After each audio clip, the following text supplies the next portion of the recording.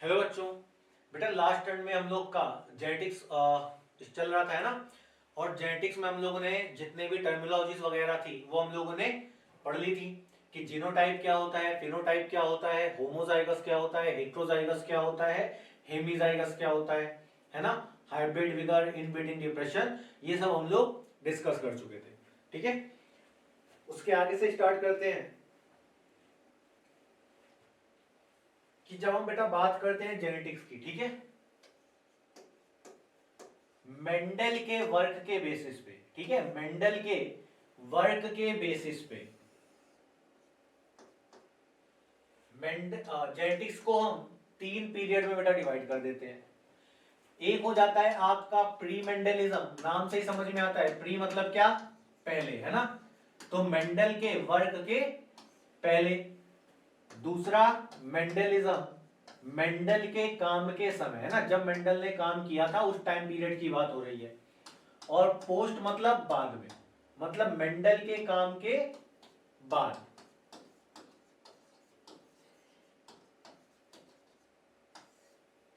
ठीक है, अब जो मेंडलिज्म है, जो मेंडल ने काम किया था बेटा, वो किया था 1856 से 1863, है ना। जो मेंडल का काम था वो कब था, 1856 से 1863। तो हम बोलते हैं पोस्ट मेंडलिज्म में क्या होता है बेटा, 1900, है ना, 19th सेंचुरी और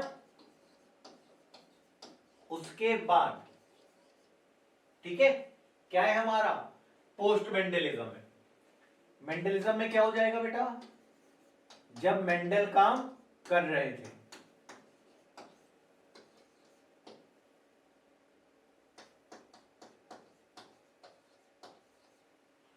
और प्री मेंडलिज्म क्या हो जाएगा बेटा, बिफोर मेंडल, है ना। जो मेंडल का टाइम था उसके पहले जो भी था वो क्या हो जाएगा, प्री मेंडलिज्म में।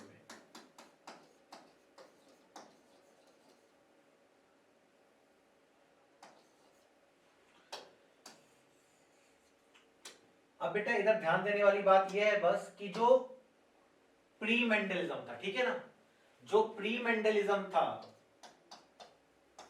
ये था बेस्ड ऑन ब्लेंडिंग इनहेरिटेंस। किस पे बेटा, ब्लेंडिंग इनहेरिटेंस। ब्लेंडिंग का मतलब मिक्स हो जाना, है ना, ब्लेंडिंग का मतलब मिक्स हो जाना।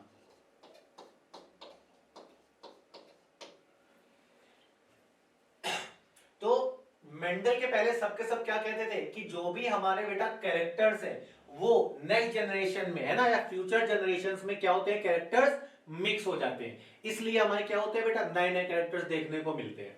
ठीक है, उसके बाद मेंडल है, मेंडल ने बेटा लॉ ऑफ सेग्रीगेशन दिया, उसमें इन्होंने बता दिया कि जो पहले था वही बाद में भी एक्सप्रेस हुआ है, मतलब जो भी कैरेक्टर थे वो मिक्स नहीं हुए हैं, एज इट इज प्रेजेंट रहते हैं और आने वाली फ्यूचर जनरेशन में क्या होते हैं, अपने आप को एक्सप्रेस कर लेते हैं। तो इधर से मेंडल ने ये जो ब्लेंडिंग इनहेरिटेंस वाली बात थी इसको क्या किया था, पूरी तरह से डिस्कार्ड कर दिया था।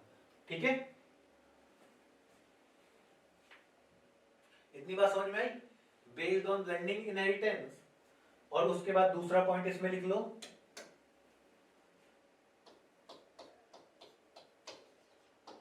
कि इट इज डिस्कार्डेड बाय, या इट वाज डिस्कार्डेड बाय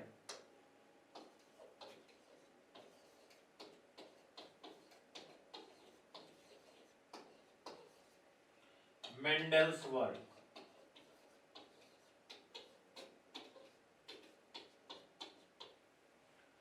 ठीक है, इतनी बात समझ में आई। अब इसके बाद जो भी हमारा, है ना, जो भी हमारा मेंडल के टाइम पे मेंडल ने जो वर्क किया है सब किस में आता है बेटा, मेंडलिज्म। इसमें बेटा कभी कभी सिर्फ इतना पूछ लिया जाता है कि जो मेंडल ने काम किया है उस पीरियड को क्या बोल देते हैं, है ना, बहुत इजी सवाल है, लेकिन कभी कभी पूछ लिया जाता है कि क्या बोलते हैं बेटा, मेंडलिज्म बोलते हैं। ठीक है, अब मेंडलिज्म में क्या था, किसने दिया काम, किसने किया, जीजे मेंडल ने। किसने किया बेटा,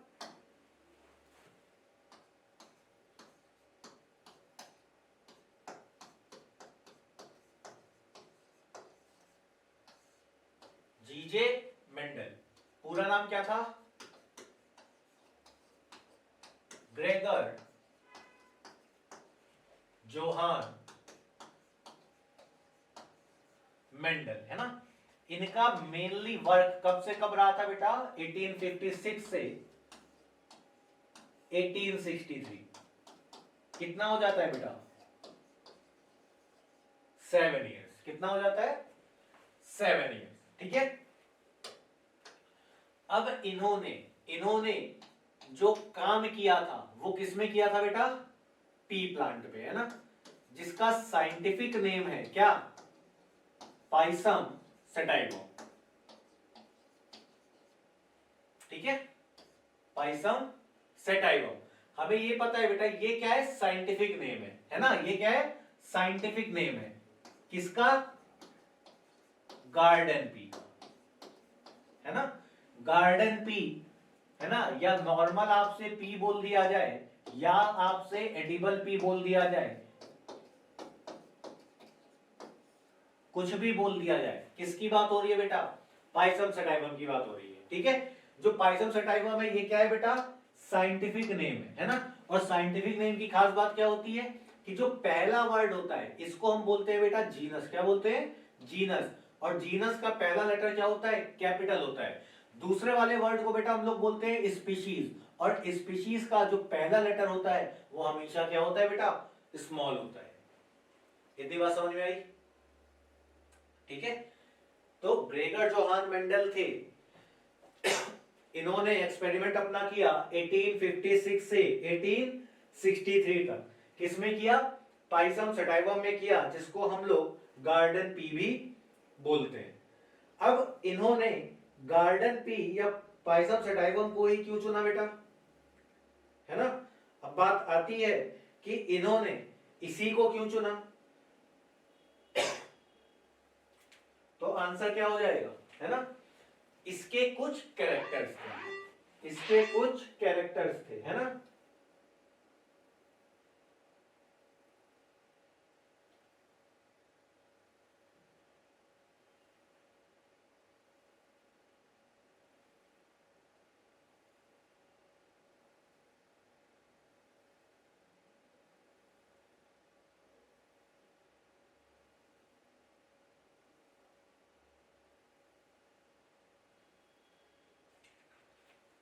चलो देखो इसके कुछ कैरेक्टर्स थे, है ना। जैसे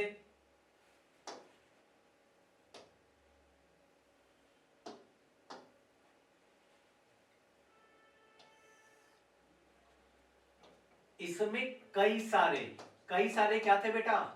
कंट्रास्टिंग कैरेक्टर्स थे। कंट्रास्टिंग कैरेक्टर मतलब हम लोग पढ़ चुके हैं कैरेक्टर्स कंट्रास्टिंग कब बोलेंगे? जब एक ही कैरेक्टर की कई सारी क्या हो जाए बेटा? ट्रेट्स हो जाए, है ना। तो प्रेजेंस ऑफ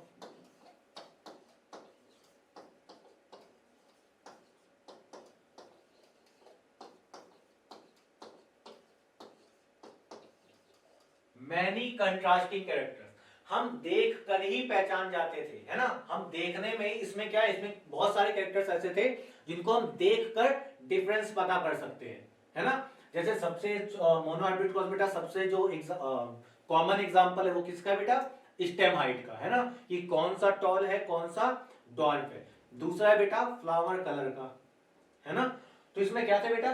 कैरेक्टर बहुत सारे थे जिनकी हम स्टडी कर सकते हैं। दूसरा इनका जो लाइफ स्पैन था, इनका जो लाइफ स्पैन था बेटा वो कैसा था? छोटा था। इनका लाइफ स्पैन कैसा था? छोटा था। अब बेटा छोटे लाइफ स्पैन का होने का फायदा क्या है ना। छोटे लाइफ स्पैन होने का फायदा क्या है कि हमें कम समय में ही क्या हो जाएगा बेटा? इसका रिजल्ट देखने को मिल जाएगा, है ना। हमने कोई भी नया प्लांट क्या करवाया बेटा? ग्रो करवाया, तो लाइफ स्पैन छोटा है तो कम समय में बड़ा हो जाएगा, है ना। और जो भी उसके कैरेक्टर्स हैं वो हम इजिली ऑब्जर्व कर पाएंगे। तीसरा क्या था बेटा? इसका स्मॉल साइज था, है ना। प्लांट का साइज क्या था? स्मॉल। अब स्मॉल साइज होने का फायदा क्या है कि हमें कम जगह में ज्यादा प्लांट हम ग्रो करवा सकते हैं, है ना। कम जगह में हम लोग क्या कर सकते हैं बेटा, ज्यादा प्लांट ग्रो करवा सकते हैं। तीसरी बात, इसमें क्या था बेटा, जो सेल्फ पॉलिनेशन था वो नेचुरल था, है ना। मतलब अगर नेचुरली की सेल्फ पॉलिनेशन की बात करें तो किसी की भी इसको जरूरत नहीं है। मतलब absence, in the absence of pollinating agent इसमें पॉलिनेशन हो सकता था। तो है ना, तो नेचुरली क्या हो सकता था इसमें, सेल्फ पॉलिनेशन। कि अगर पॉलिनेटिंग एजेंट एब्सेंट होंगे फिर भी इसमें पॉलिनेशन इजीली हो जाएगा। और कि आर्टिफिशियल हाइब्रिडाइजेशन के थ्रू, है ना, इसमें हम क्या करवा सकते हैं, क्रॉस पॉलिनेशन भी करवा सकते हैं। ये जो बेटा कंट्रोल्ड लिखा है ना, कंट्रोल्ड क्रॉस पॉलिनेशन, इसका मतलब क्या हुआ, हम लोग आर्टिफिशियल हाइब्रिडाइजेशन करवा रहे हैं। तो सेल्फ पॉलिनेशन तो हो ही सकता है ना। बाकी अगर हमें क्या करना है, क्रॉस पॉलिनेशन करवाना है तो भी हम इजिली करवा सकते हैं। बस समझ में आई। इसमें बेटा कभी कभी एक चीज और पूछ ली जाती है,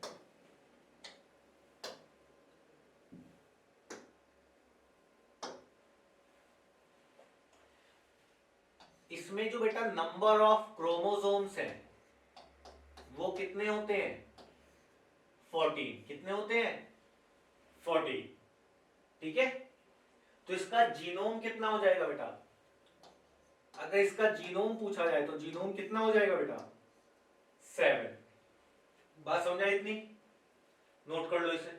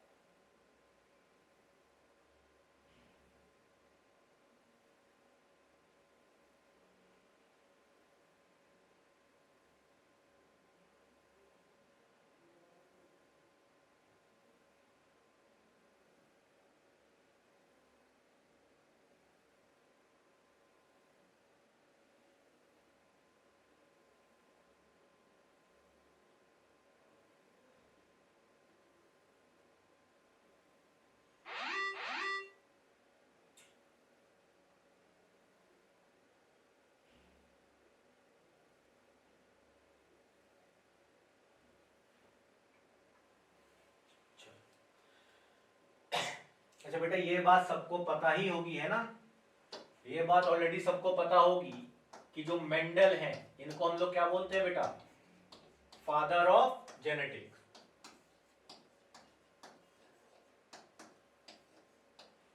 ठीक है, अब मेंडल ने बेटा ये पी प्लांट तो ले लिया, है ना।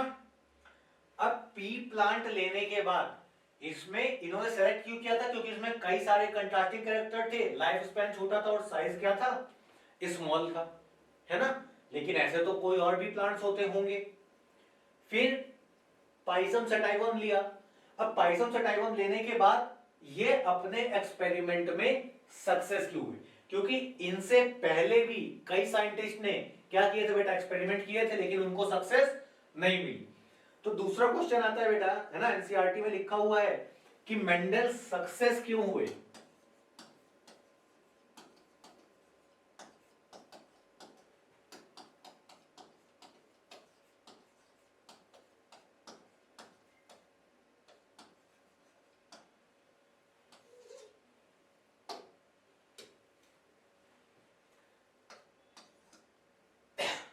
तो पहला है ना कि इन्होंने एक बार में है ना एक या दो कैरेक्टर को लिया।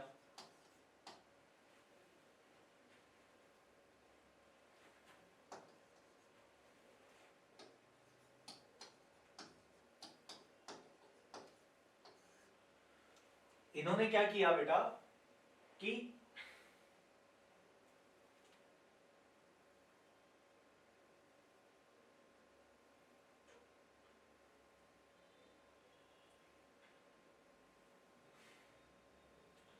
इन्होंने क्या किया बेटा कि इन्होंने एक बार में एक या दो ही कैरेक्टर को लेके स्टडी किया है ना। यही हम लोग पढ़ते हैं मोनो हाइब्रिड क्रॉस और डाई हाइब्रिड क्रॉस। इन्होंने जितने भी कैरेक्टर्स लिए थे सबके लिए इन्होंने मोनो हाइब्रिड क्रॉस भी किया और उसके बाद क्या किया बेटा डाई हाइब्रिड क्रॉस भी किया। ठीक है, बहुत ज्यादा कैरेक्टर्स एक साथ स्टडी इन्होंने नहीं की। दूसरी बात, जितनी भी कैरेक्टर की है, जितने भी इन्होंने एक्सपेरिमेंट किए, हर एक एक्सपेरिमेंट का इन्होंने क्या किया बेटा डाटा मेंटेन किया, है ना। क्या किया, डाटा मेंटेन किया।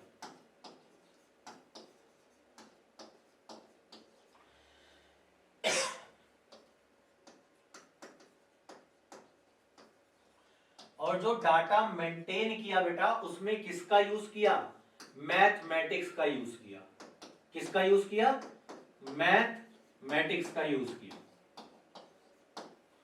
बात समझ में आ रही है। पहला, इन्होंने एक बार में एक या दो ही कैरेक्टर लिए। दूसरा, जितने भी इन्होंने एक्सपेरिमेंट किए उन सब का इन्होंने रिकॉर्ड मेंटेन किया। और वो रिकॉर्ड कैसा था बेटा, मैथमेटिकल एंड स्टैटिस्टिकल रिकॉर्ड था। तीसरा, इन्होंने बेटा जब एक्सपेरिमेंट किया तो एक दो प्लांट लेके एक्सपेरिमेंट नहीं किया। ठीक है, इन्होंने कई सारे प्लांट लिए। इनका जो सैंपल था एक्सपेरिमेंट करने का वो कैसा था बेटा, बहुत ज्यादा लिया था। और चौथा, जितनी बार भी इन्होंने एक्सपेरिमेंट किया और जो डाटा आया उसको प्रीवियस डाटा से क्या किया बेटा, एनालाइज किया। क्या किया, एनालाइज किया।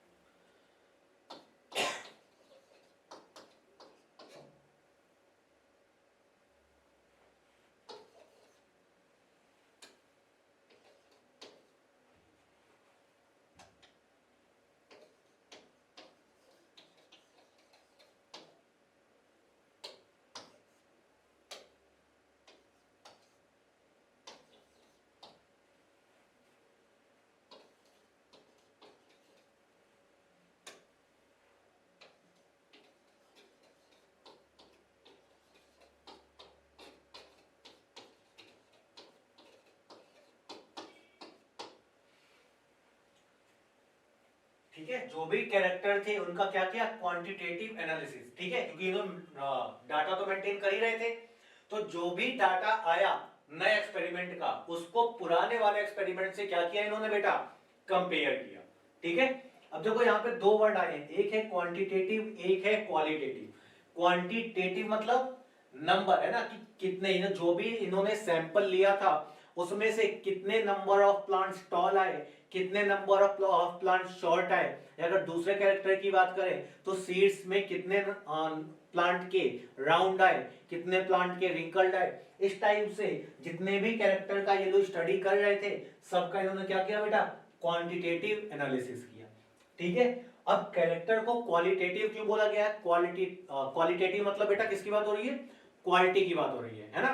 तो स्टेम हाइट, है ना, अब इधर नंबर नहीं लेना है बेटा, स्टेम हाइट कैरेक्टर है तो कैरेक्टर का नंबर नहीं। अगर यहाँ पे हम क्वांटिटेटिव कैरेक्टर कह देते है ना, मतलब अगेन कैरेक्टर के नंबर की बात होने लगी है। और इसलिए हम लोग पहले ही बात कर चुके हैं कि इन्होंने एक बार में सिर्फ एक या दो ही कैरेक्टर लिए थे। बात समझ में आई। ठीक है, नोट कर लो बेटा इसे।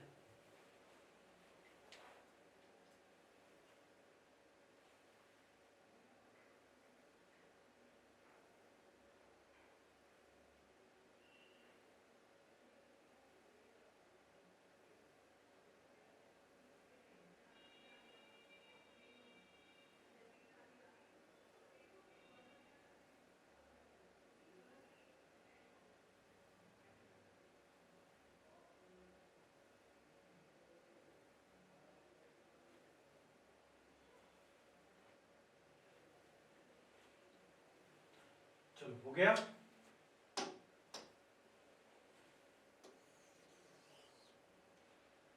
अब बेटा एनसीईआरटी कहती है कि मेंडल ने एक्सपेरिमेंट तो किया, है ना, लेकिन मेंडल का जो काम है वो 1900 के बाद शो हुआ, है ना। बाद में पता चला इनका वर्क बहुत ज्यादा पब्लिश वगैरह नहीं हुआ था, है ना, बहुत ज्यादा दूर तक नहीं फैला था। तो उसके रीजन क्या थे?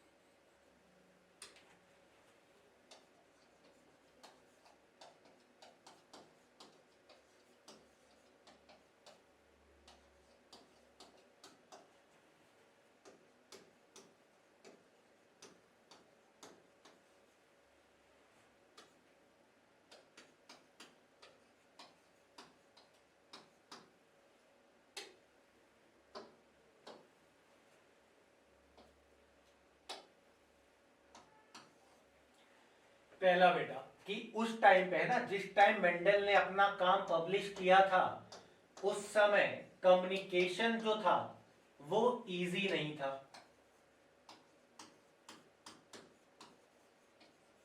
तो इस वजह से बहुत दूर तक नहीं पहुंचा। दूसरा, इन्होंने अपने काम में, है ना, बायोलॉजी में किसका यूज कर लिया बेटा? मैथमेटिक्स का यूज कर लिया। अब जब इन्होंने मैथमेटिक्स का यूज किया तो इनके जो कलीग्स थे वो इस बात को एक्सेप्ट नहीं कर पाए, है ना, कि बायोलॉजी के काम में मैथमेटिक्स की क्या जरूरत है। तो उन्होंने इनके काम को क्या किया बेटा? एक्सेप्ट नहीं किया। किसकी वजह से? मैथमेटिक्स की वजह से। तीसरी बात, जब इनसे पूछा गया कि ये फैक्टर क्या है ना, और ये फैक्टर कहां है, तो ये कोई भी फैक्टर का फिजिकल प्रूफ नहीं दे पाए।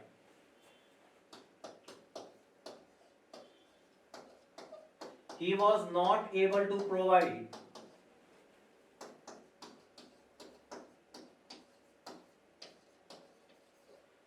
any physical proof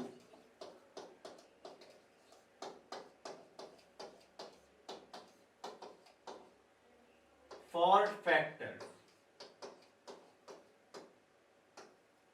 है ना। और फैक्टर्स को आजकल हम लोग क्या बोलते हैं बेटा? Nowadays factors are known as genes, है ना। मेंडल ने जीन्स को क्या बोला था? फैक्टर बोला था।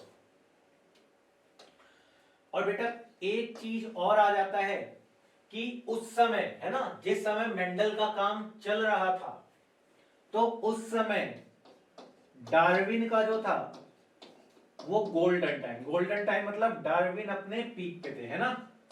डार्विन अपनी अलग बात बोल रहे थे।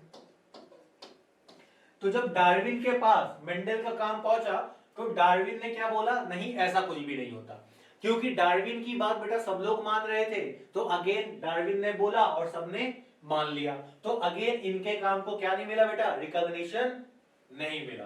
ठीक है, तो ये कुछ पॉइंट्स हैं जिनकी वजह से मेंडल का काम क्या है बेटा? छुपा रहा, हिडन रहा कुछ कुछ समय तक, है ना। फिर आगे पोस्ट मेंडलिज्म में, है ना, जब 1900 की बात करें, जब कम्युनिकेशन वगैरह थोड़ा सा इवॉल्व हुआ, है ना, आगे बढ़ा, तो फिर देखा गया कि जितने आगे जो साइंटिस्ट थे वो अपने एक्सपेरिमेंट कर रहे थे, तो उनके एक्सपेरिमेंट में जो रिजल्ट आया, है ना, वही रिजल्ट किसके उसमें लिखा हुआ था काम में? मेंडल के काम में। ठीक है, तो वहां पे रीडिस्कवरी हुई किसकी? मेंडल के काम की, मेंडल के वर्क की। तो इतना नोट कर लो बेटा।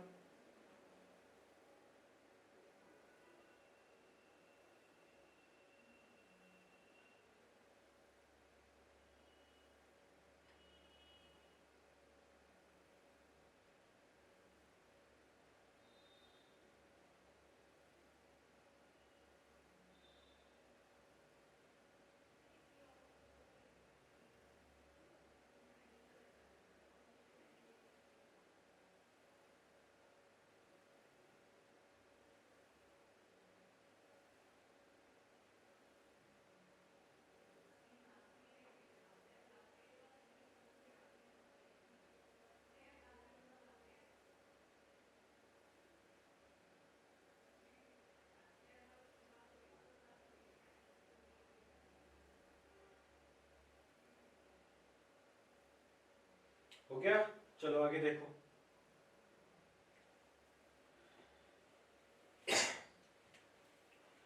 अब मेंडल ने बेटा किया क्या, मेंडल ने जब एक्सपेरिमेंट किया तो कौन कौन से स्टेप किए मेंडल ने?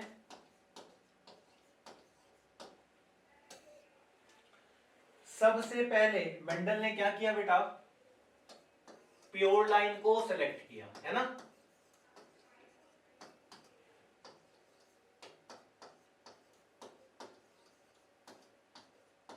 Selection of pure lines.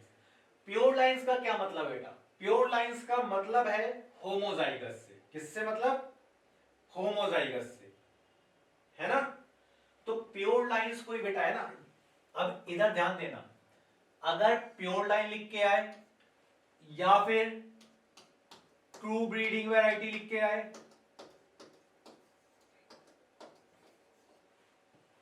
या फिर होमोजाइगस वैरायटी लिख के आए,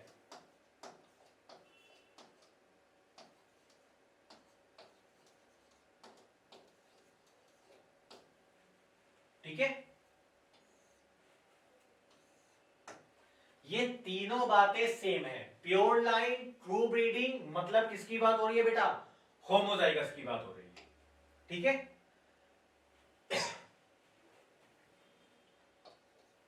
नेक्स्ट, तो इन्होंने क्या किया, प्योर लाइन को सेलेक्ट किया, देन क्या किया बेटा, इमैस्कुलेशन किया।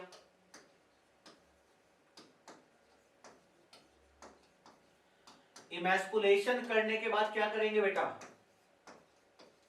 बैगिंग करेंगे, और बैगिंग की बात क्या करेंगे बेटा, हाइब्रिडाइजेशन करेंगे, है ना। कौन सा, आर्टिफिशियल हाइब्रिडाइजेशन। अब हाइब्रिडाइजेशन हो गया है, अब हाइब्रिडाइजेशन बेटा हम लोगों ने क्या पढ़ा था कि हाइब्रिडाइजेशन के बाद क्या करते हैं, कलेक्शन करेंगे, है ना। और किसका कलेक्शन करेंगे, सीड कलेक्शन। और उसके बाद ये जो सीड हमें मिली है इनको हम क्या करवा देंगे बेटा, ग्रो करवा देंगे, ठीक है। अब देखो, अब इधर एक पॉइंट ध्यान देना कि मेंडल ने कैरेक्टर्स कितने लिए थे, 7। कितने लिए थे, 7। ये बात बेटा इंपॉर्टेंट याद रखना, कैरेक्टर्स कितने लिए थे बेटा, 7। तो ये जो प्योर लाइन या ट्रू ब्रीडिंग है ये कितने लेंगे, है ना। Pure line, true breeding, homozygous variety, plant की बात हो रही है, ठीक है। अब सपोज करो कि कैरेक्टर क्या लिया हुआ है हमने, स्टेम हाइट। क्या लिया हुआ है, स्टेम हाइट, है ना। ये क्या हो गया बेटा, कैरेक्टर। ये कितना कैरेक्टर है बेटा, एक कैरेक्टर। अब इसके लिए अगर हम प्योर लाइन या ट्रू ब्रीडिंग वैरायटी लेते हैं तो इसको स्टडी करने के लिए हमें कितनी प्योर लाइन या ट्रू ब्रीडिंग वैरायटी लेनी पड़ेगी, 2। कितनी लेनी पड़ेगी बेटा, 2। एक क्या होगी, डोमिनेंट वाली प्योर लाइन, और एक क्या हो जाएगी बेटा, रेसेसिव वाली प्योर लाइन।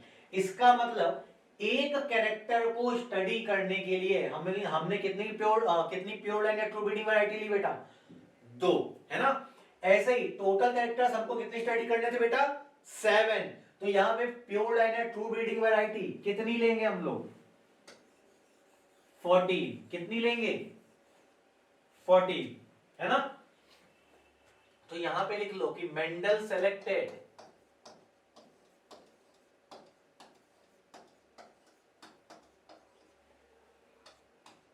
14 pure line.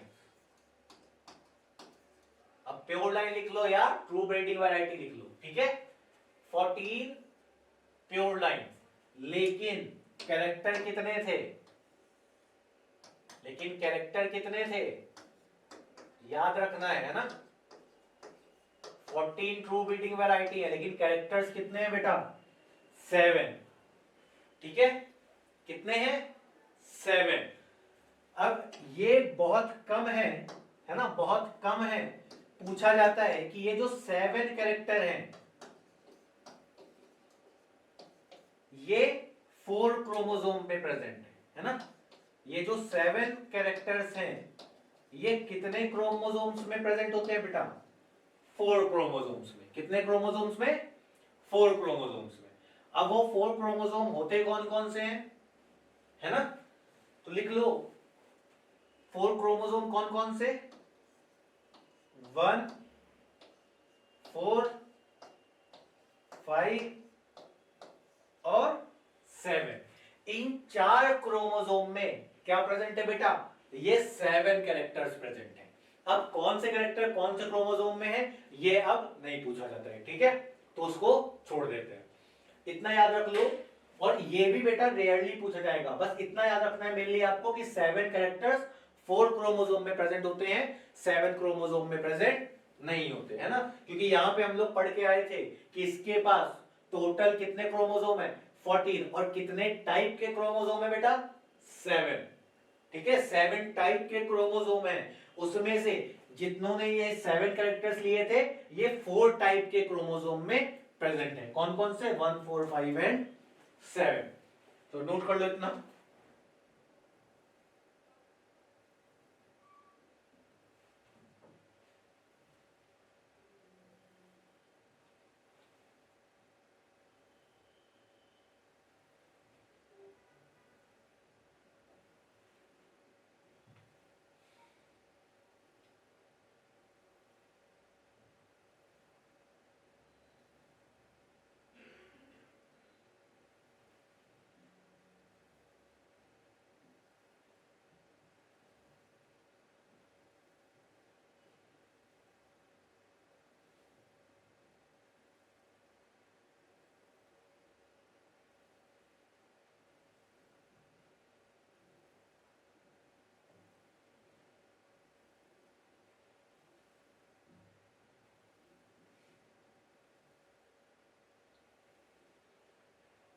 चलो हो गया, है ना?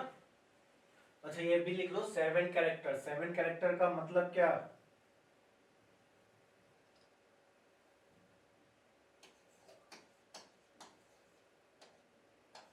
इन कैरेक्टर्स की जीन प्रेजेंट रहेंगी, है ना? ये अंडरस्टूड है लेकिन लिख दिया है।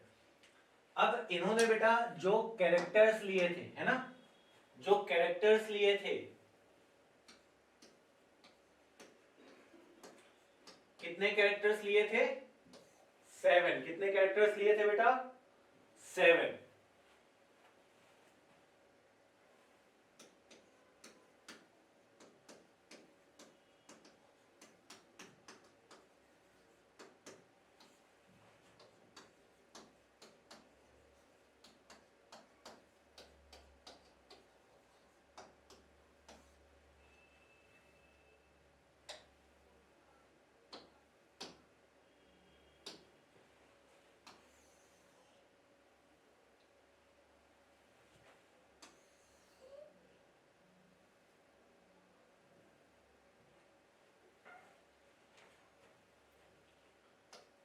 चलो अगर हम कैरेक्टर की बात करें स्टेम हाइट की,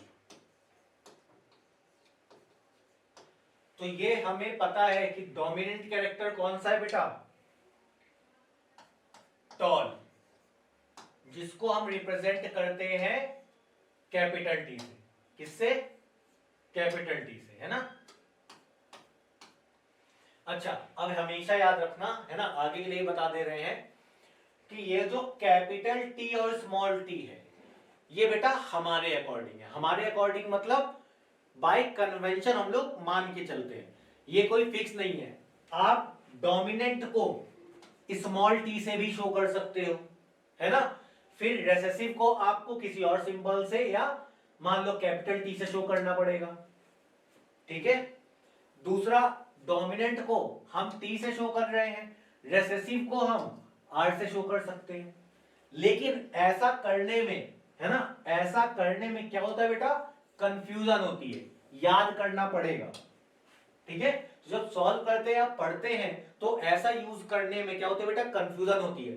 तो हम मान के चलते हैं कि ये जो कैपिटल लेटर है ये क्या, इसको कैपिटल लेटर से हम डोमिनेंट को शो कर लेते हैं और स्मॉल लेटर से रेसेसिव को, फॉर आवर ओन कन्वीनियंस, ठीक है?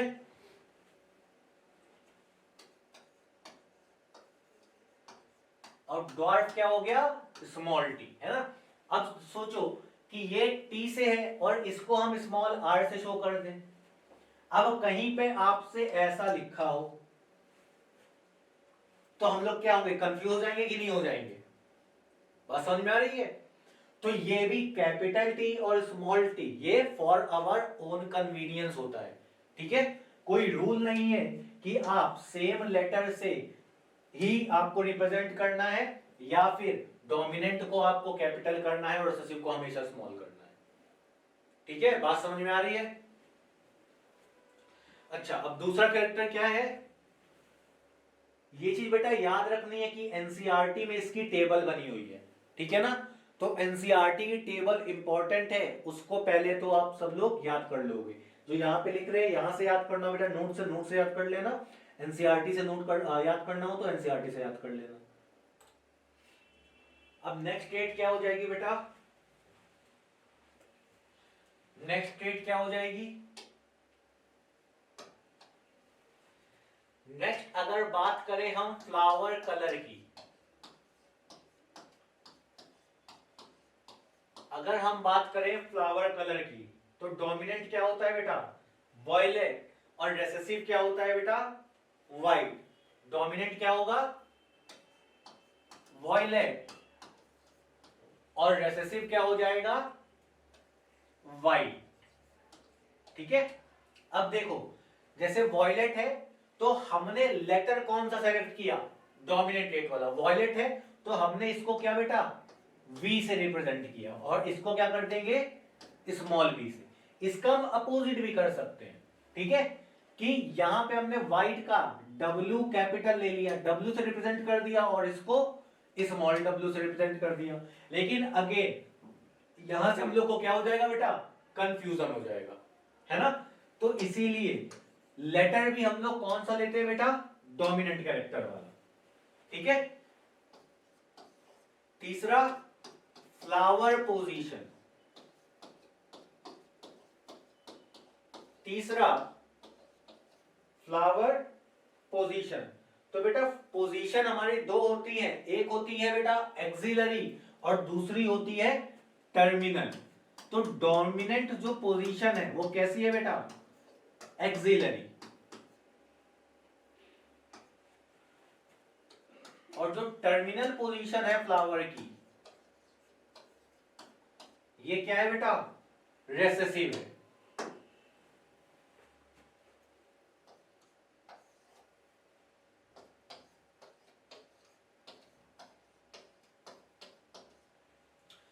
पॉड शेप, पॉड शेप में दो होते हैं, एक होता है इन्फ्लेटेड, इन्फ्लेटेड मतलब फूला हुआ, और दूसरा होता है बेटा कॉन्स्ट्रिक्टेड, कॉन्स्ट्रिक्टेड मतलब पिचका हुआ।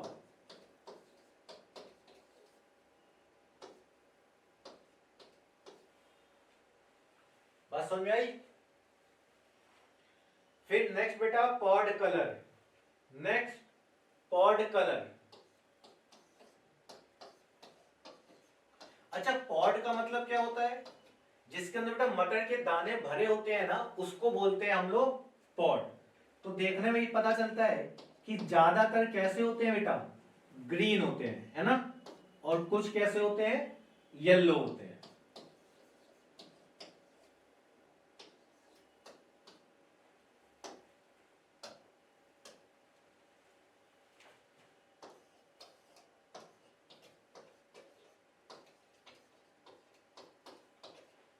नेक्स्ट सीड शेप एंड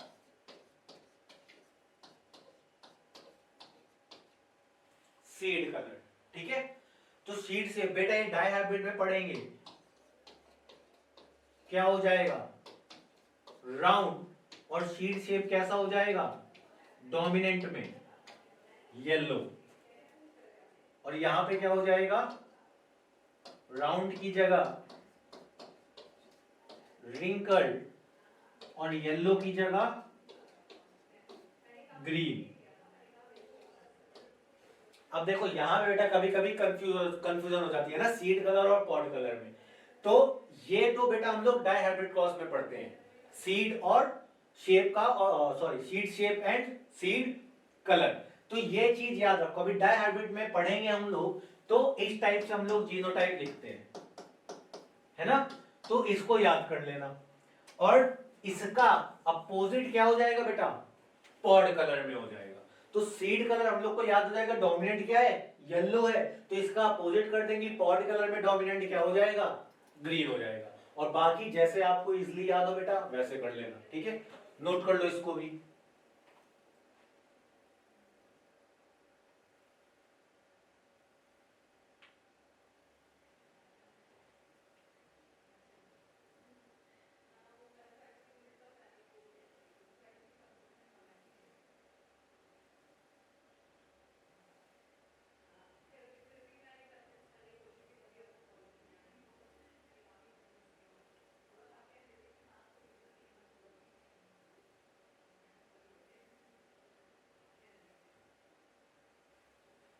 हो गया, चलो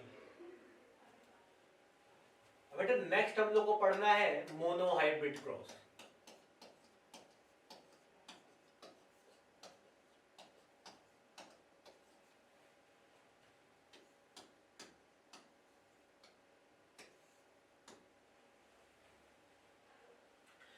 अब मोनोहाइब्रिड क्रॉस में क्या होता है बेटा कि हम एक बार में, है ना, मोनो मतलब वन, तो study of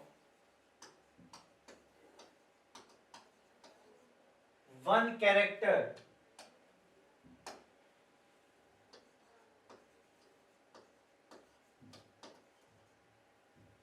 study of one character at a time, एक समय पे सिर्फ और सिर्फ कितने कैरेक्टर को स्टडी करना बेटा, एक कैरेक्टर को स्टडी करना, ठीक है। दूसरी इंपॉर्टेंट बात कि ये क्या है बेटा, एक से छोटा कुछ हो नहीं सकता, तो ये कैसा है बेटा, फंडामेंटल क्रॉस है ना। आपसे पूछ लिया जाए फंडामेंटल या बेसिक क्रॉस कौन सा है, तो आंसर क्या हो जाएगा बेटा, मोनोहाइब्रिड क्रॉस। और मेंडल ने मोनोहाइब्रिड क्रॉस सभी कैरेक्टर के लिए परफॉर्म किया था। तो नेक्स्ट पॉइंट बेटा लिख लेना कि Mendel perform monohybrid cross for all 7 characters.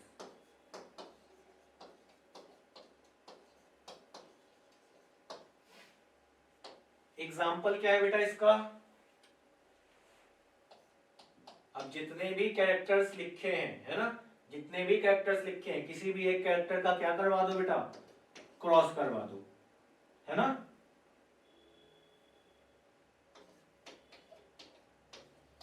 NCERT में एग्जाम्पल किसका दिया हुआ है बेटा, स्टेमाइट का। किसका दिया हुआ है, स्टेमाइट का। अब अभी हम लोगों ने पढ़ के आए थे, है ना, कि प्रोसेस क्या था। तो प्रोसेस में बेटा पेरेंट्स कैसे थे, ट्रू ब्रीडिंग थे, है ना, प्योर लाइन थे या होमोजाइगस थे। तो अब अगर हम लोग बात करें पेरेंट्स की, तो एक क्या हो जाएगा, कैपिटल टी, और एक क्या हो जाएगा, स्मॉल टी। ये कैसा हुआ बेटा, होमोजाइगस हुआ कि नहीं हुआ, है ना।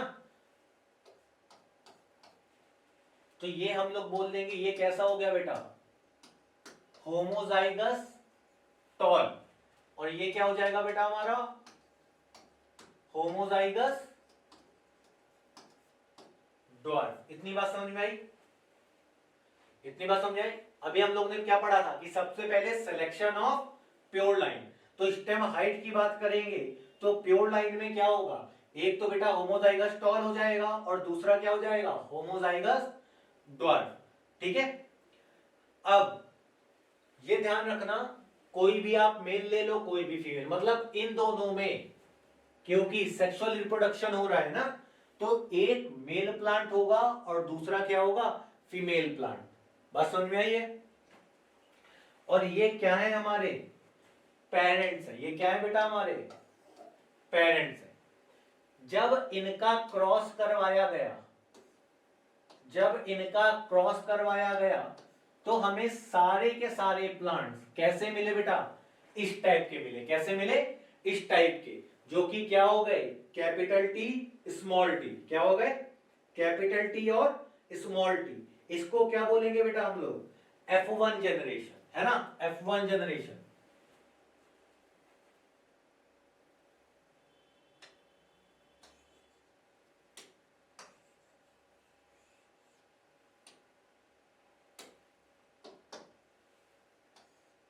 इनका क्रॉस करवाया और हमें मिला कैपिटल टी स्मॉल टी। इसको हमने क्या बोला बेटा, F1 जनरेशन। ठीक है, F1 का पूरा होता है बेटा, फुल फॉर्म होता है फीलियल वन, है ना।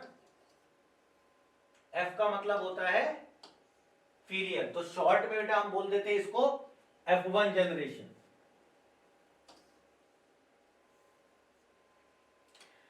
अब देखो, ये था होमोजाइगस टॉल, ये था होमोजाइगस ट्वार्फ। अब ये जीनोटाइप देखो बेटा, ये जीनोटाइप कैसा है हमारा, हम लोग पढ़ के आए थे, ये कैसा है बेटा, हेटेरोजाइगस है। कैसा है, हेटेरोजाइगस है। और कैसा होगा बेटा, टॉल। मतलब होमोजाइगस टॉल और होमोजाइगस डॉट को क्रॉस कराएंगे तो सारे के सारे प्लांट्स हमें कैसे मिलेंगे बेटा, हेटेरोजाइगस टॉल मिलेंगे।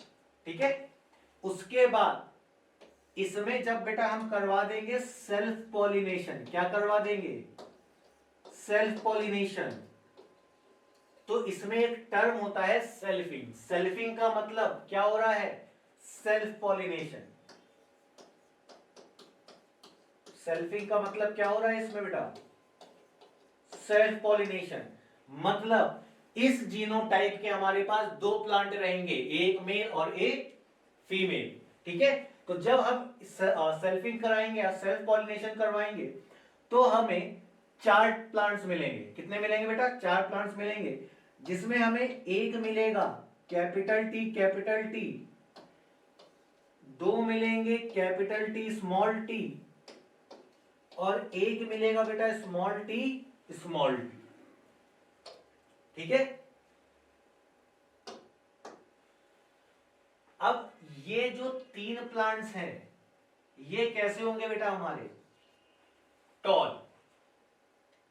और ये जो है बेटा ये कैसा होगा, ड्वार्फ। ठीक है, इतनी बात समझ में आई।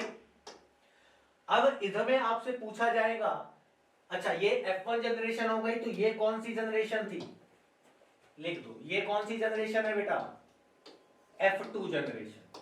ठीक है, अब आपसे पूछा जाए कि इन F2 जनरेशन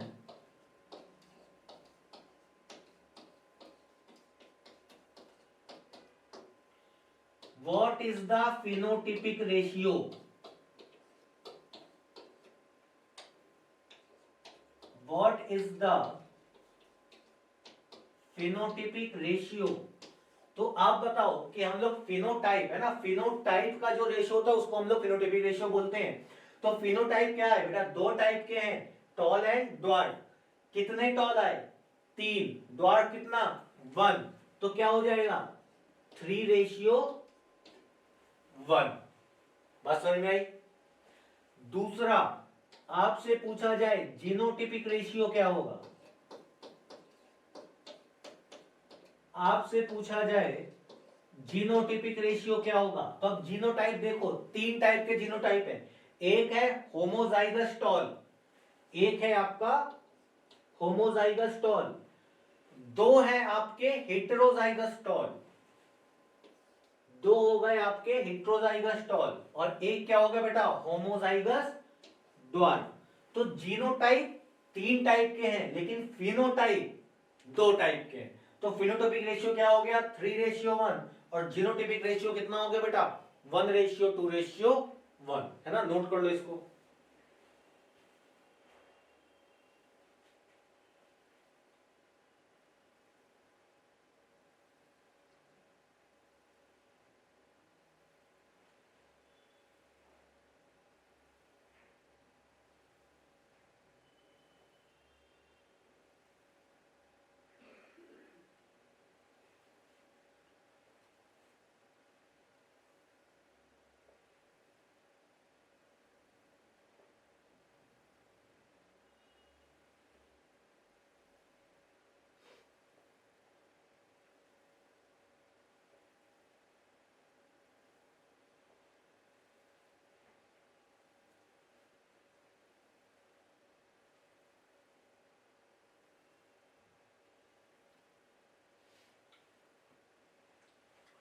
हो गया। अब देखो,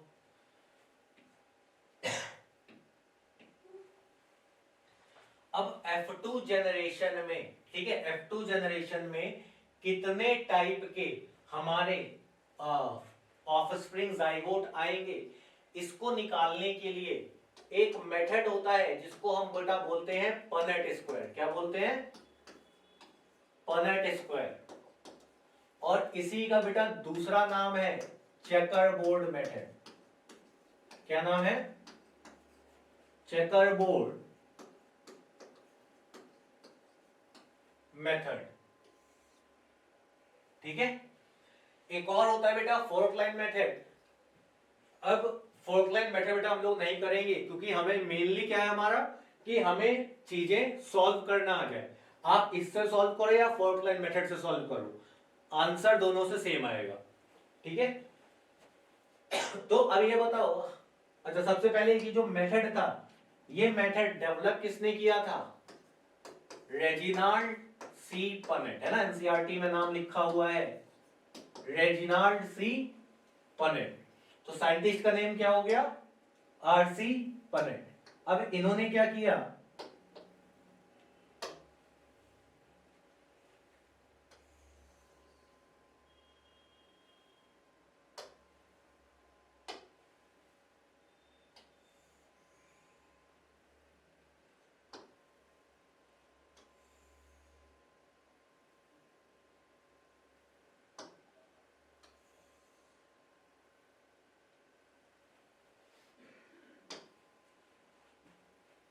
अब इन्होंने क्या किया कि हमारा F1 जनरेशन में जीनोटाइप क्या था बेटा?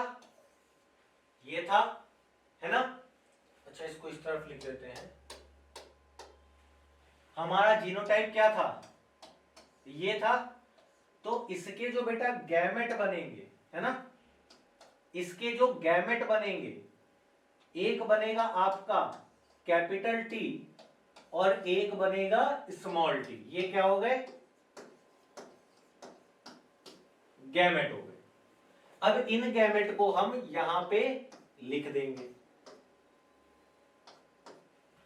अब दो बार क्यों लिखा गया? क्योंकि कितने पेरेंट्स लिए थे बेटा? दो पेरेंट्स, है ना, एक मेल और एक फीमेल। अब जैसे ही हम लोगों ने गैमेट बना के लिखे, तो अब इनको क्या करवाएंगे बेटा? क्रॉस करवा देंगे, है ना। देखो इस बॉक्स पे क्या है? Capital T capital T. तो क्या हो गया? Capital T capital T.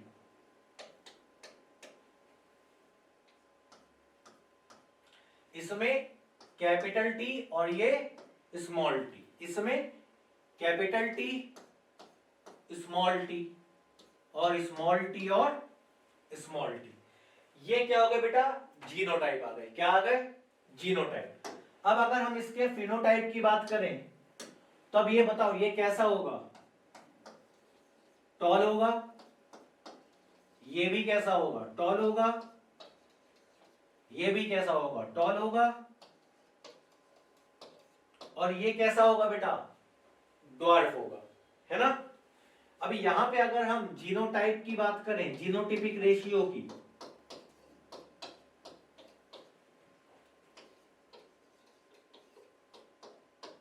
तो अगेन, है ना, पहला बेटा होमोजाइगस टॉल एक है। ये देखो हेट्रोजाइगस वाले कितने हैं? दो हैं। हेट्रोजाइगस वाले कितने हैं बेटा? दो हैं, है ना। और अगेन होमोजाइगस ड्वार्फ कितना है? वन है। ऐसे ही अगर हम फिनोटिपिक रेशियो की बात करें,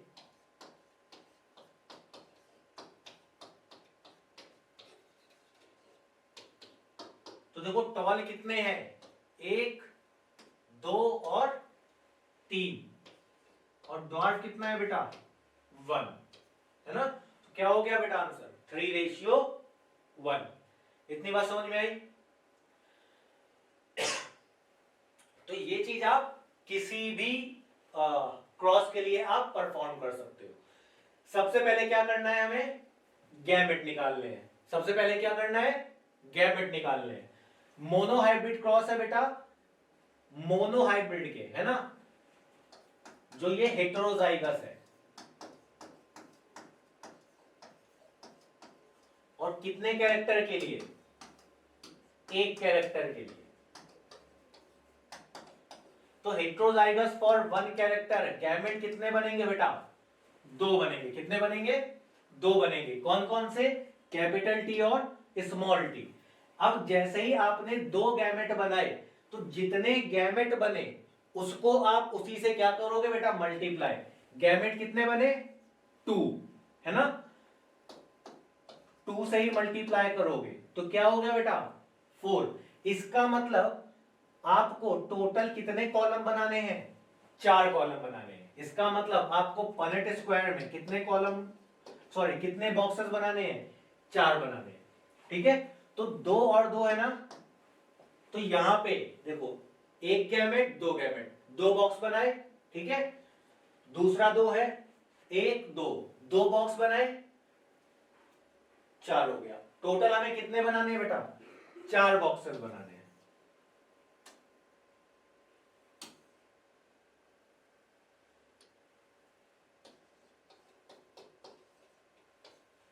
टोटल हमें कितने बनाने बेटा? 4 बॉक्सेस। अब इसी का सपोज करो, इसी का हम ऐसे कर लें कि आपके पास ये आ जाता है ना, ये क्या है बेटा? डाइहाइब्रिड। क्या है? डाइहाइब्रिड। डाइहाइब्रिड मतलब heterozygous for 2 character. Heterozygous for 2 character. अगर 2 कैरेक्टर के लिए हेटेरोजाइगस है तो गैमेट कितने बनेंगे बेटा? एक के लिए 2 बन रहे थे तो 2 के लिए 4 बनेंगे। कितने बनेंगे? 4 गैमेट। 4 गैमेट्स बनेंगे, है ना, तो आप क्या करोगे?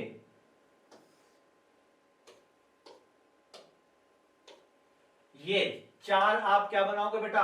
कॉलम बनाओगे, है ना। अब आपको 4 रो भी बनानी है, तो 1 2 3 4,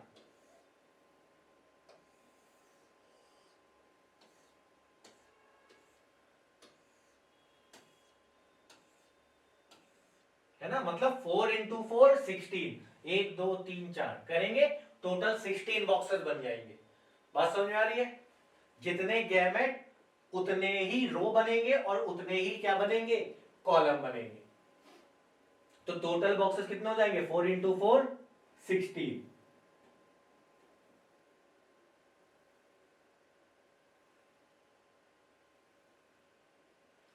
बात समझ में आ रही है? चलो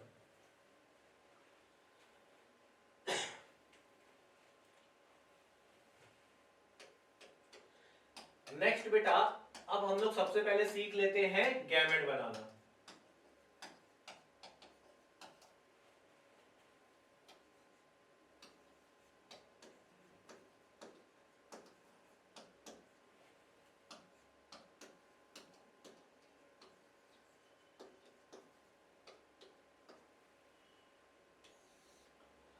तो fourth line method of gamete formation.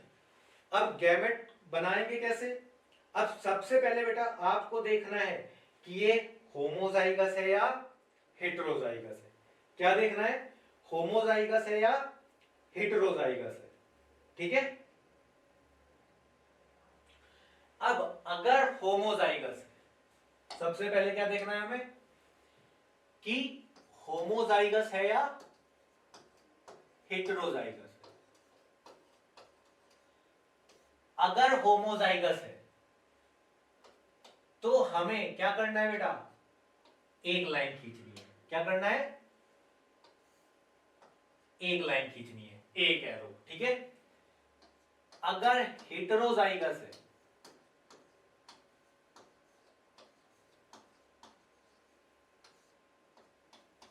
तो हमें 2 लाइन खींचनी है।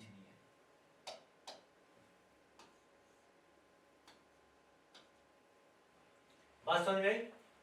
सबसे पहले क्या देखना है कि जो भी हमारा जीनोटाइप दिया हुआ है वो होमोजाइगस है या हेटेरोजाइगस है। अगर होमोजाइगस है तो हमें एक लाइन खींचनी है, और अगर हेटेरोजाइगस है तो हमें 2 लाइन खींच ली है। इतनी बात समझ में आई? चलो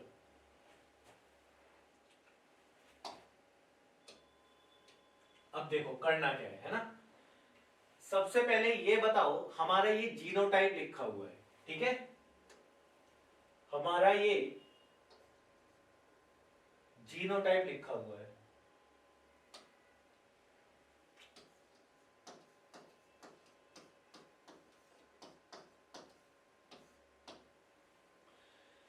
जीनोटाइप में है ना,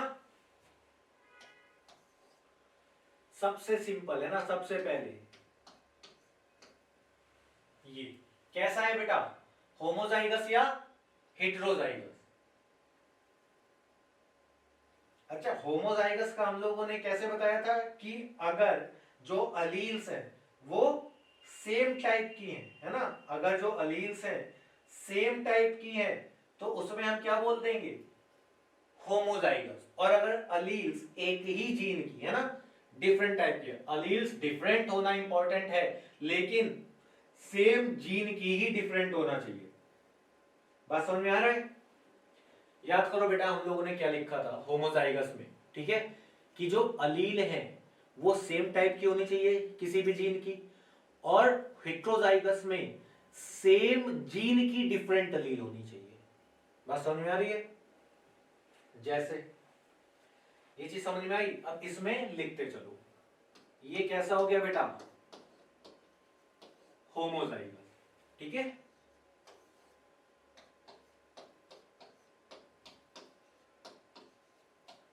ये कैसा हो गया, होमोजाइगस, है ना, सब सेम सेम है।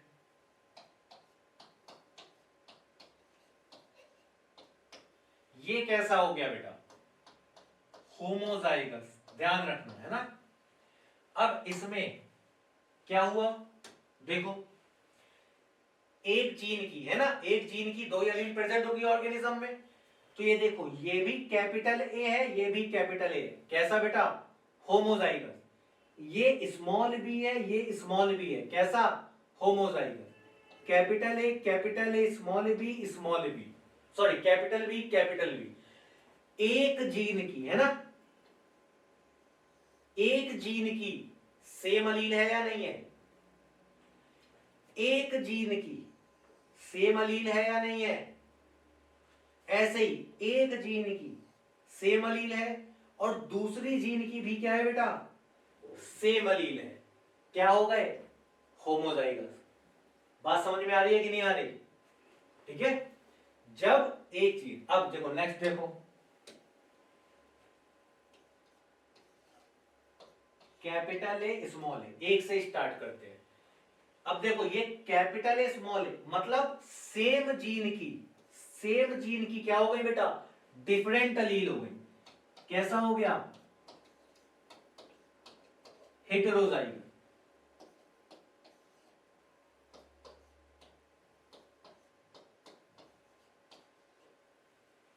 कैसा हो गया, हेटेरोजाइगस। अब हम बोलेंगे कि सर ये तो सेम है ना, किसी भी एक कैरेक्टर के लिए, अगर कोई प्लांट किसी भी एक कैरेक्टर के लिए हेटेरोजाइगस होगा तो उस पूरे प्लांट को हम क्या बोल देंगे बेटा, हेटेरोजाइगस। बात समझ में आ रही है? तो ये इसके लिए तो होमोजाइगस है ना, ये इसके लिए तो होमोजाइगस है, लेकिन इसके लिए ये capital B small b different alleles आ गई, इसके लिए क्या है बेटा, हेटेरोजाइगस। तो ये प्लांट कैसा हो जाएगा, हेटेरोजाइगस। बात समझ में आ रही है? इतनी बात समझ में आई बेटा कि नहीं आई? चलो अब यहीं पे एक और लिख देते हैं,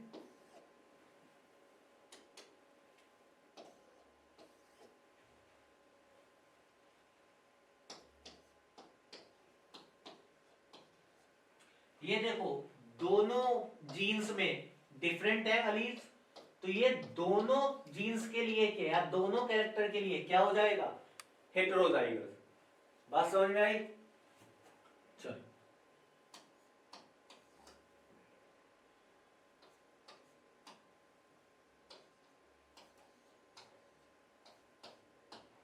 कैसा हो गया बेटा? हेटेरोजाइगस। किसकी वजह से?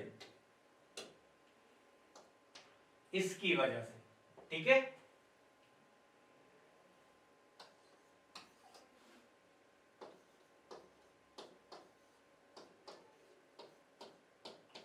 कैसा हो गया?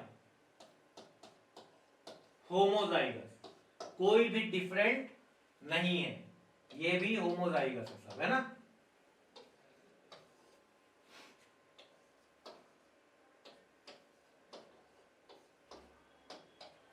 कैसा हो गया बेटा? हेटेरोजाइगस। इन दो जीन की वजह से कैसा हो गया बेटा? हेटेरोजाइगस।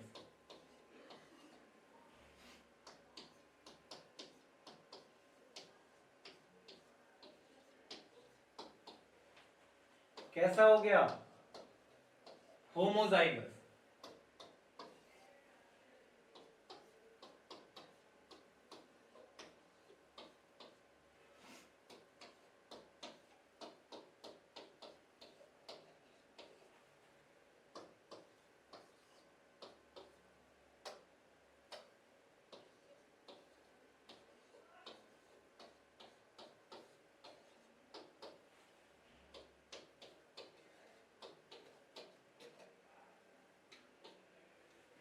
ये इस जीन की वजह से कैसा हो गया? हेटेरोजाइगस। बात समझ में आई? इतनी बात बेटा सबको समझ में आई? अच्छा, अब इसमें बेटा एक चीज और आती है कि नंबर ऑफ हेटेरोजाइगोसिटी, है ना।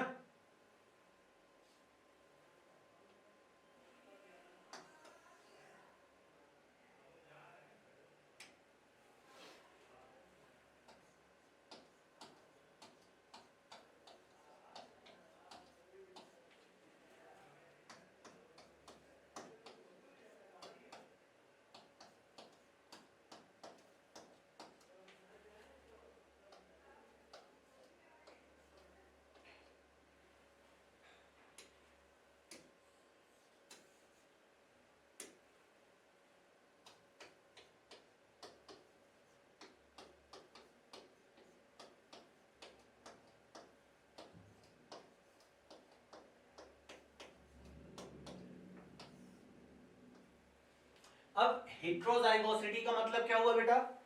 कि हेटेरोजाइगस वाले जो पेयर हैं वो कितने हैं। बात समझ रही है? हेटेरोजाइगोसिटी का मतलब जो हेटेरोजाइगस वाले जो पेयर हैं वो कितने हैं। जैसे यहीं पे आते हैं, है ना। कैपिटल ले लो, कैपिटल ए, स्मॉल ए, कैपिटल बी। इसमें कितने हो गए नंबर ऑफ हेटेरोजाइगोसिटी?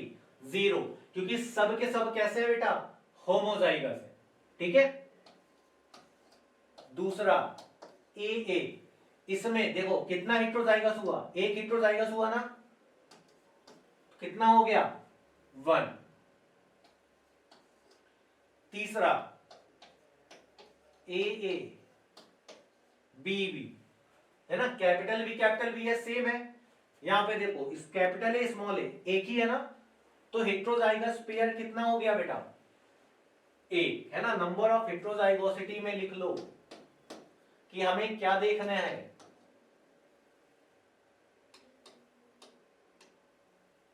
हाँ, पूरा लिख लो। नंबर ऑफ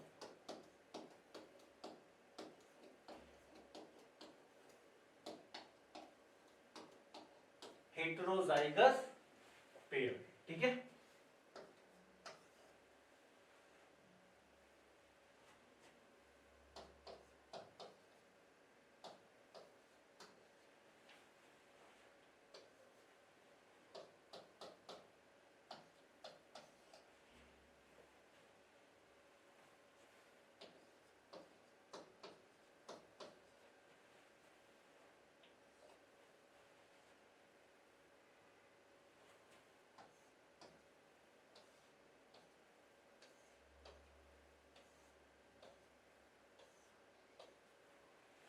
ये कैसा है बेटा? होमोजाइगस है ना। ये कैसा है? होमोजाइगस है। ये बोल लो, या फिर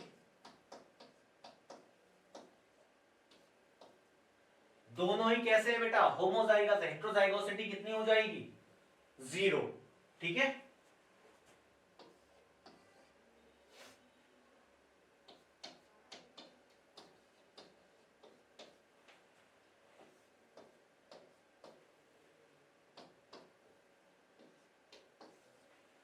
ये वाला है। ठीक है, ये वाला लिखा हुआ है, कितना है, एक ही हेट्रोजाइगस है ना, तो हेट्रोजाइगोसिटी कितनी हो गई, 1 हो गई।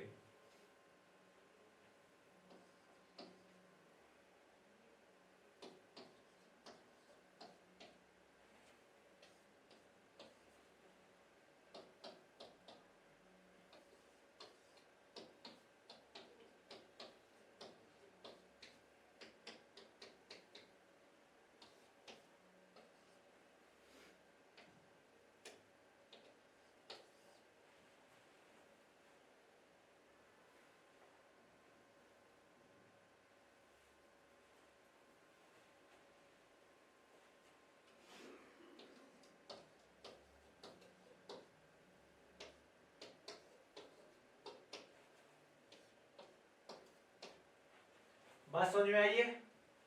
ठीक है, तो अब अगर इसमें देखें हम लोग हेट्रोजाइगोसिटी, अगर इन जीनोटाइप में देखें हेट्रोजाइगोसिटी,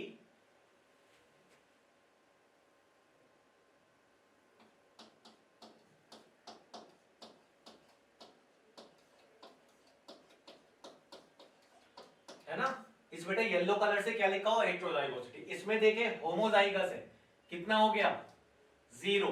ये भी कैसा है, होमोजाइगस, कैसा हो गया, 0। ये कैसा है, होमोजाइगस, कैसा हो गया, 0। इसका मतलब होमोजाइगस में हेट्रोजाइगोसिटी हो ही नहीं सकती। हेट्रोजाइगस है, कितने पेयर, एक। ये भी हेट्रोजाइगस है, कितने पेयर, एक। ये हेट्रोजाइगस है, कितने पेयर, 2। ये हेट्रोजाइगस है, कितने पेयर, एक। ये बेटा होमोजाइगस है, कितना हो गया, 0। ये हेट्रोजाइगस है, कितने पेयर के लिए, 2 पेयर के लिए। होमोजाइगस 0, होमोजाइगस 0, और ये हेट्रोजाइगस है, कितने पेयर के लिए बेटा, 1 पेयर के लिए। बात समझ में आ रही है? ठीक है, इसको नोट कर लो।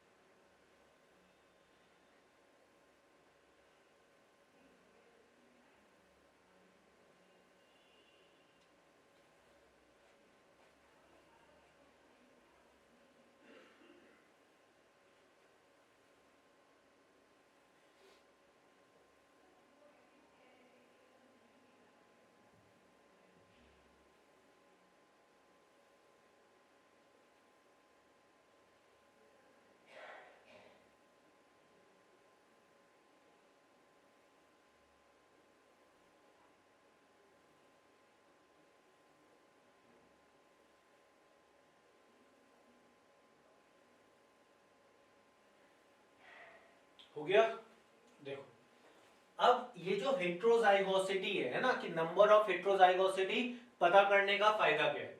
अब आपसे पूछा जाए कि आपको गैमेट नहीं बनाने, आपसे बस इतना पूछा जाए कि कितने गैमेट बनेंगे। ठीक है, आपसे इतना पूछा जाए,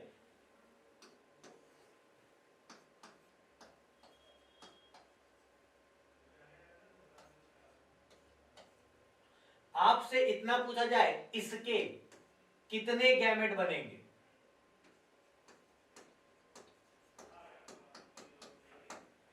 है ना, तो आपको क्या करना पड़ेगा, हेट्रोजाइगोसिटी देखनी पड़ेगी। क्या करना पड़ेगा बेटा,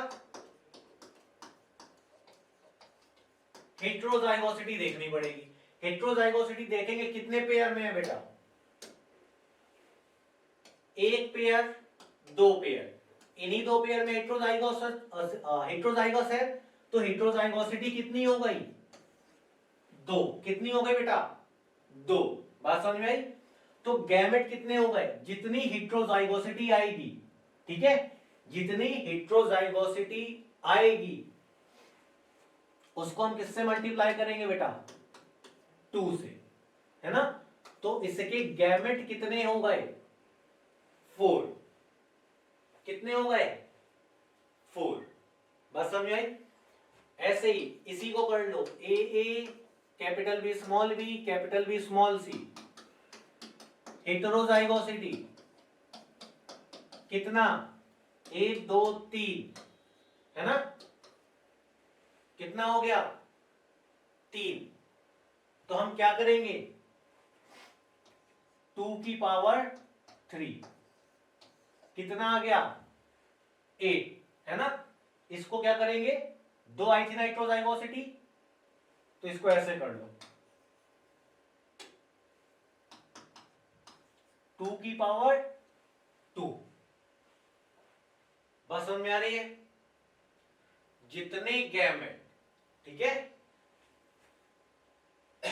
सॉरी, जितनी हेटेरोजाइगोसिटी उसको हमने क्या किया बेटा? स्क्वायर कर दिया, सॉरी 2 की पावर कर दिया, तो क्या आ जाएगा बेटा? Number of gamete. जैसे हेटेरोजाइगोसिटी कितनी हो गई आपकी?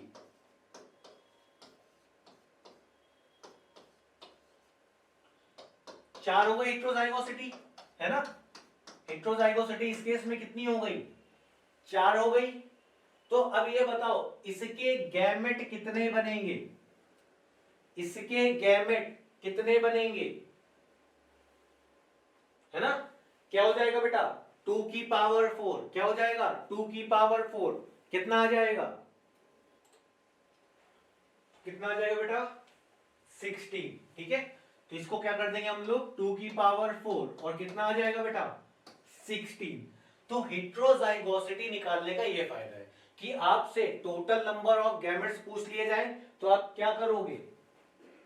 2 की पावर n, है ना? ये चीज इसलिए भी बता रहे हैं बेटा कि अभी गैमेट बनाएंगे तो आपको पता होना चाहिए कि कितने गैमेट बनेंगे। तो पहले तो इसको अच्छा ऐसे कर लो, ये आगे भी लिखवाएंगे, ठीक है?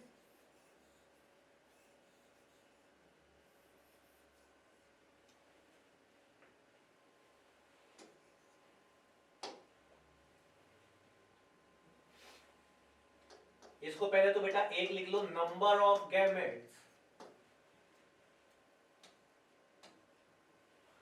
Number of gametes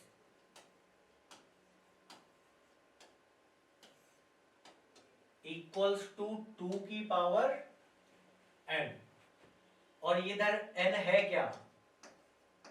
n equals to number of हेटेरोजाइगोसिटी।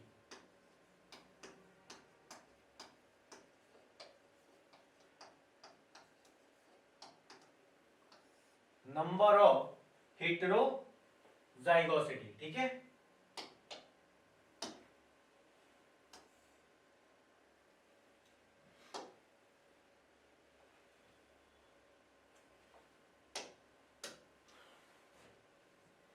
अब आपसे, है ना, ये पूछा जाए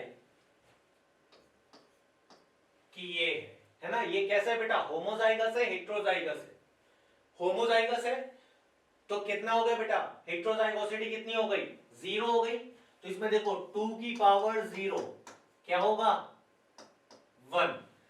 किसी की भी पावर 0 होती है, आंसर 1 आता है। आपसे पूछा जाए 100 की पावर 0, आंसर 1, है ना? 99 की पावर 0, आंसर 1। ये चीज याद रखना। तो यहां पे देखो कितना गैमेट बनेगा बेटा? 1 बनेगा, है ना? अब हम लोग फॉल्कलाइन मेथड से गैमेट बनाते हैं। होमोजाइगस है, कितना एरो बेटा? 1 एरो, है ना? तो होमोजाइगस में 1 एरो क्या लिखेंगे? कैपिटल। यही क्या है इसका? गैमेट। ऐसे ही अगर आपसे पूछा जाए स्मॉल ए कैसा है बेटा? होमोजाइगस। ये बेटा पहचानना बहुत जरूरी है। कैसा हो गया? होमोजाइगस। कैसी लाइन बेटा? एक लाइन।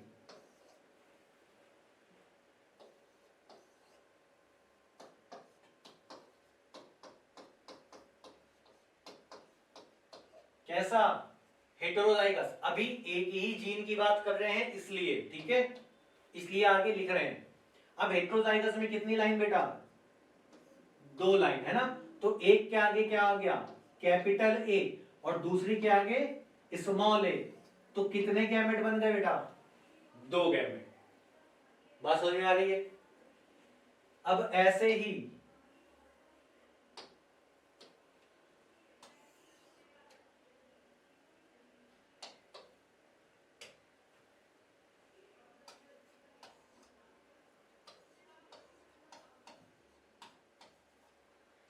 देखो ये कैसा है बेटा, होमोजाइगस। कैसी लाइन, एक लाइन स्मॉल ए।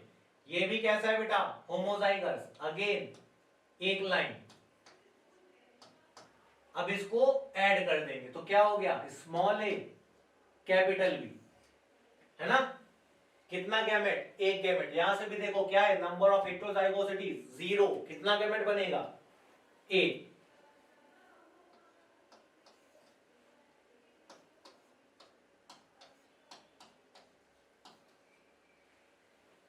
ये कैसा बेटा, homozygous, straight line, capital A. ये कैसा बेटा, हेटेरोजाइगस, 2 लाइन, एक में कैपिटल बी, दूसरे में स्मॉल बी।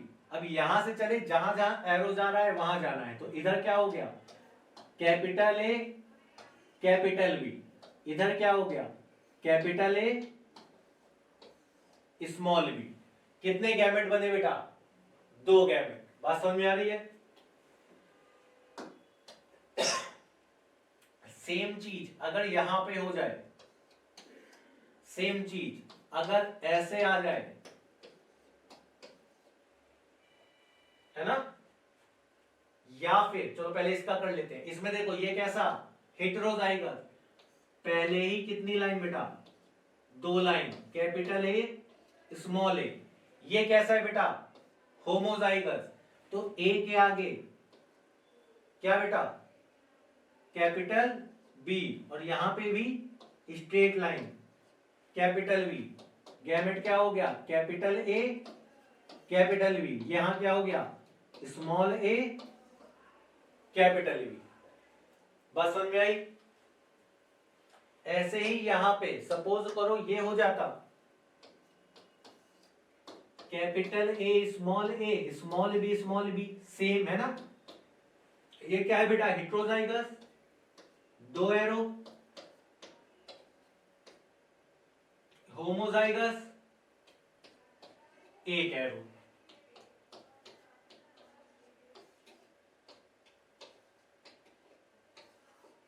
बात समझ में आई।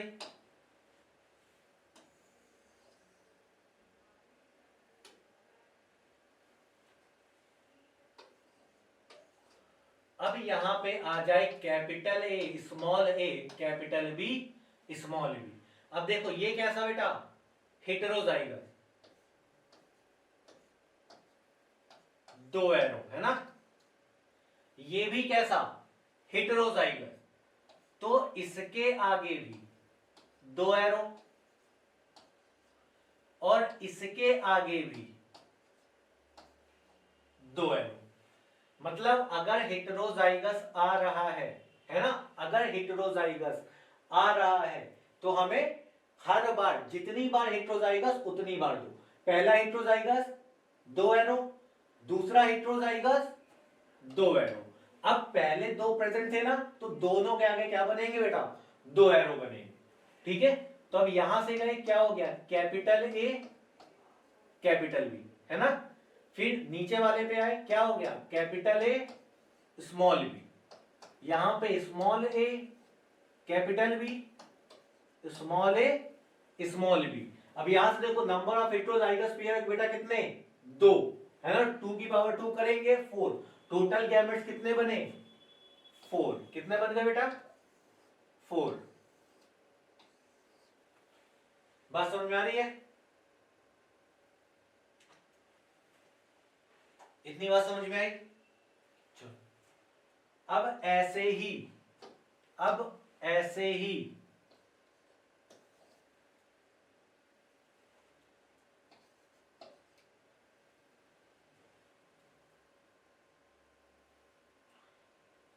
चलो एक और करवा दे रहा हूं, ठीक है।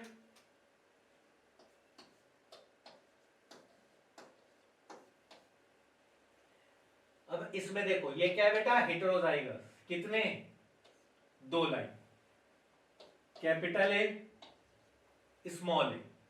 ये कैसा है बेटा, होमोजाइगस, कितनी लाइन, 1 लाइन।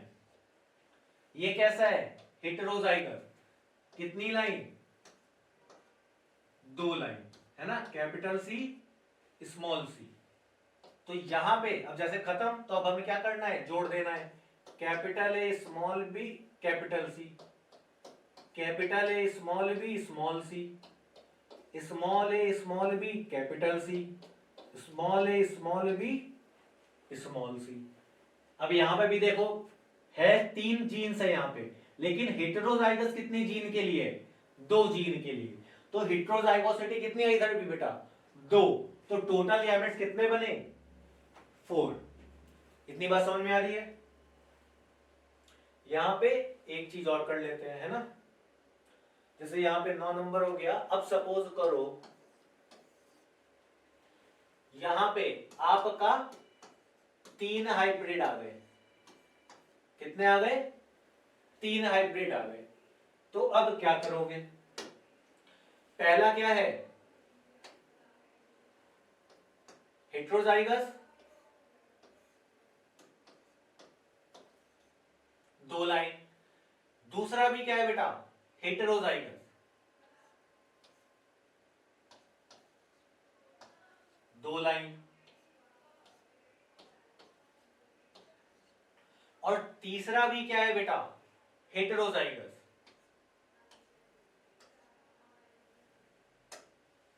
Again 2 line.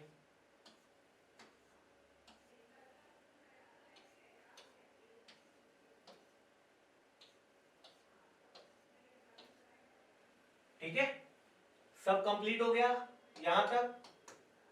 अब देख तो अब जोड़ दो सबको, यहां से ऐड हो गए, है ना।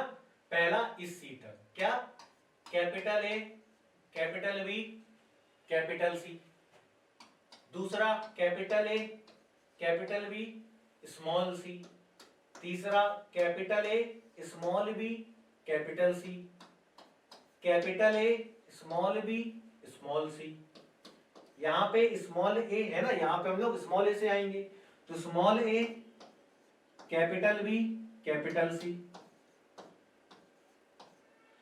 स्मॉल ए capital B small c, small ए small b capital c, small ए स्मॉल बी स्मॉल सी। बात समझ में आ रही है। तो यहां पे कितने गैमेट बन गए बेटा, 8। कितने गैमेट बन गए, 8।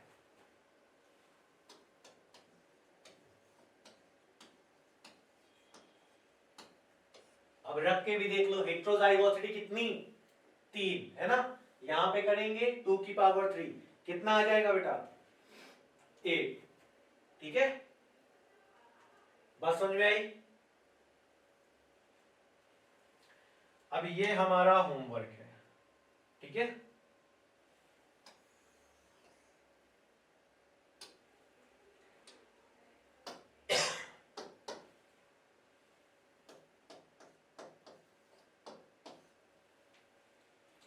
गैमेट बनाने हैं,